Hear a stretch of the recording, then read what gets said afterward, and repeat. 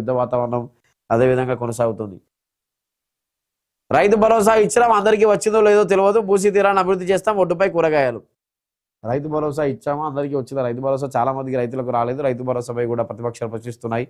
ఎప్పుడు ఇస్తారు రైతు భరోసా అని. మరి విడతల వారీగా ప్రభుత్వం వేసిందా, ఎలా వేసింది అనేది తెలియగా రేవంత్ రెడ్డి అయితే కామెంట్ చేశారు. రైతు భరోసా వచ్చిందో, అందరికీ వచ్చిందో లేదో తెలియదు. రైతు భరోసా మేమైతే ఇచ్చాగా అందరికీ పడ్డదో లేదో తెలియదు అని చెప్పి కూడా కామెంట్ చేశారు. ఇంతకుముందు చెప్పుకుంటే మూసి చుట్టూ నైట్ టూరిజం డెవలప్ చేస్తాం, ఒడ్డున కూరగాయలు అమ్ముకునేలా చేస్తాం, ఒక పార్కులు కానీ ఇవన్నీ పెడతామని చెప్పి సీఎం రేవంత్ రెడ్డి చెప్పిన పరిస్థితి. అదేవిధంగా ఒక కామెంట్ కూడా చేసినాం. ఇంతకుముందు చెప్పుకున్నాం, రాజేంద్ర నగర్ ఎమ్మెల్యే ప్రకాష్ గౌడ్ బస్తీలో ఓట్లతో గెలిచాడు, అపార్ట్మెంట్లో ఓట్లతో కాదు. మొత్తంగా అయితే మూసి వ్యవహారం ప్రభుత్వానికి తలనొప్పి తెచ్చే వ్యవహారం. దీన్ని సున్నితంగా అంటే ఈ గాంధీ సరోవర్ ప్రాజెక్టు కానీ అవి కానీ చాలా జాగ్రత్తగా ముందుకెళ్ళకపోతే మొదటికే మోసం వచ్చే అవకాశం ఉంటుంది. ఇప్పటికే కాళేశ్వరాన్ని ఏదైతే 1,00,000 కోట్ల స్కామ్ అంటున్నారో దాన్ని మూసీతో పోల్చుతూ మూసీ కూడా అదేవిధంగా స్కామ్. అన్ని కోట్లు ఎందుకు మూసీ క్లినిక్?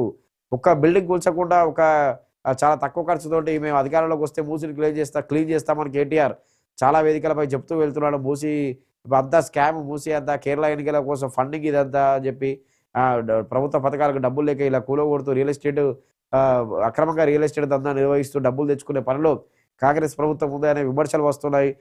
గాంధీ సరోవర్ ప్రాజెక్టుపై అయితే తీవ్ర స్థాయిలో కాంగ్రెస్ ప్రభుత్వంపై వ్యతిరేకత వచ్చింది. అయితే సీఎం రేవంత్ రెడ్డి ఎక్కడా కూడా సీఎం రేవంత్ రెడ్డి వెనక్కు వెళ్తున్నట్లు కనిపిస్తున్నాడు. ఆయన కామెంట్స్ కానీ అవి కానీ పేదల ఓట్లతోనే రాజేంద్ర ఎమ్మెల్యే గెలిచాడు, అపార్ట్మెంట్ వాసుల ఓట్లతో కాదని, ఇవన్నీ కూడా కొత్త తలనొప్పి తెచ్చిపెట్టే పరిస్థితి కనిపిస్తుంది ప్రభుత్వానికి. ఇది ఈరోజు ప్రధాన పత్రికల్లో ఉన్న ప్రధాన వార్తలు.